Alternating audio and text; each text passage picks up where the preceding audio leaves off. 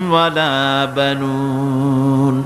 কিয়ামতের দিন ধন সন্তান সন্ততি আর সম্পদ কোনো কাজে লাগবে না। সেদিন শুধু আমল যদি ভালো হয় কাজে লাগবে, আমল খারাপ হবে সব শেষ হয়ে যাবে। আল্লাহ রাব্বুল আলামিন নবীজিকে ডেকে বলেছেন, নবী আপনি বলেন, কুল মা কুনতু বিদআম মিনার রাসূল, আপনি বলুন আমি কোন নতুন রাসূল নই, আমার আগে অনেক নবী রাসূল পৃথিবীতে এসেছেন, তারা বিদায় হয়ে গেছেন। আমি জানি না কিয়ামতের দিন আল্লাহ রাব্বুল আলামিন আমার সাথে কি ব্যবহার করবেন, আর আমি এও জানি না যে কিয়ামতের দিন আল্লাহ পাক তোমাদের সাথে কি ব্যবহার করবেন। এই আয়াত নাজিল হওয়ার পর আল্লাহর হাবিব তার মেয়েকে ডাকলেন, জামাইকে ডাকলেন, নাতিদেরকে ডাকলেন, আহলে বাইতদেরকে ডাকলেন, আর বললেন, ও আমার মেয়ে কলিজার টুকরা ফাতেমা গো শোনো, কেবলমাত্র আয়াত নাজিল হয়ে গেল, আল্লাহ পাক আমাকে শোনায়ছেন কিয়ামতের দিন আমি জানি না আমার সঙ্গে কি ব্যবহার করা হবে, আর এও জানি না যে তোমাদের সাথে কি ব্যবহার করা হবে। ও আমার কলিজার টুকরা মেয়ে ফাতেমা, কিয়ামতের দিন মুহাম্মদ সাল্লাল্লাহু আলাইহি সাল্লামের মেয়ে এই হিসাবে তোমার নাজাতের ফয়সালা হবে না। ও আমার কলিজার টুকরা নাতি হাসান আর হোসেন, কিয়ামতের দিন মুহাম্মদ সাল্লাল্লাহু আলাইহি সাল্লামের নাতি হিসাবে ফয়সালা হবে না।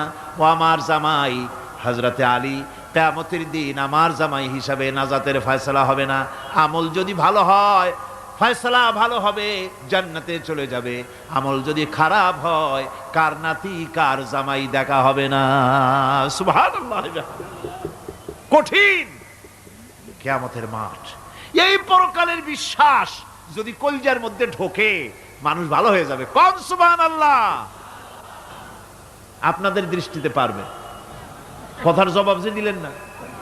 পুলিশে কি মানুষের চরিত্র ভালো বানাইতে পারবে? পুলিশের চরিত্র ভালো বানাবে কেডা? সেটাই তো কথা। মানুষের চরিত্র যাতে ভালো থাকে, মানুষের জন্য খারাপ কাম না করে সেজন্য পুলিশ যাতে খারাপ কাম না করে সেজন্য আরো একটা ডিপার্টমেন্ট আছে না, তারা যাতে খারাপ কাজ না করে সেজন্য আর একটা আছে। এন্টি করাপশনের আবার এন্টি করাপশন আছে, তার উপর আবার এন্টি করাপশন আছে। এন্টিটার অভাব নাই।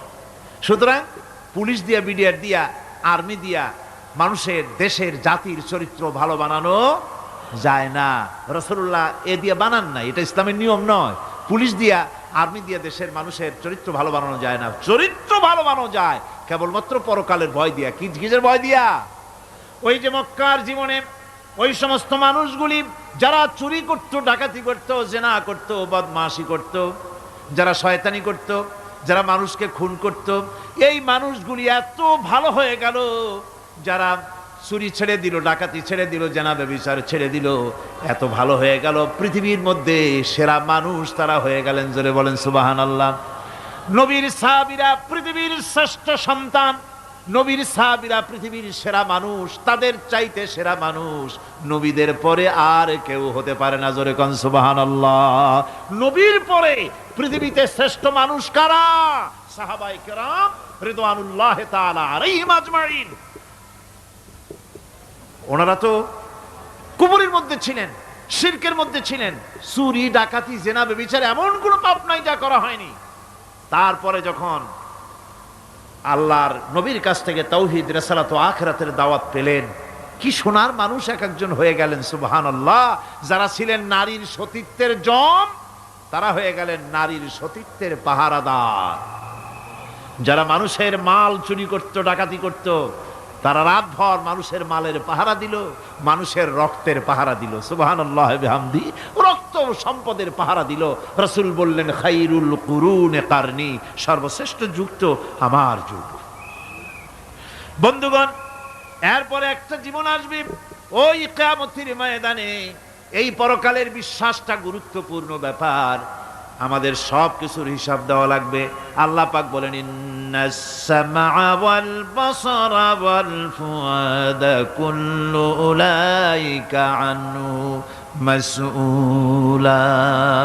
নিঃসন্দেহে মানুষের শ্রবণ শক্তি, দর্শন শক্তি এবং তার অন্তঃকরণের কল্পনা সম্পর্কে আল্লাহ রাব্বুল আলামিনের কাছে জিজ্ঞাসিত হতে হবে। কান দিয়া কি করেছিলা, চোখ দিয়া কি করেছিলা, মুখ দিয়া কি করেছিলে, হাত দিয়ে কি করেছিলে, সব কিছুর জবাব আল্লাহ রাব্বুল আলামিনের কাছে দিতে হবে। সবটার জবাব দিতে হবে, কোনো কিছু বাদ যাবে না। এমনকি মনের ভিতরে যে কল্পনা আমরা করি, এই কল্পনার হিসাবও আল্লাহর দরবারে দিতে হবে।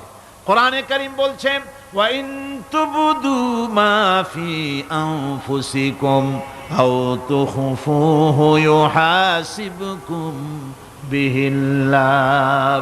মনের ভিতরে তুমি যেটা কল্পনা করো সেটা প্রকাশ করো।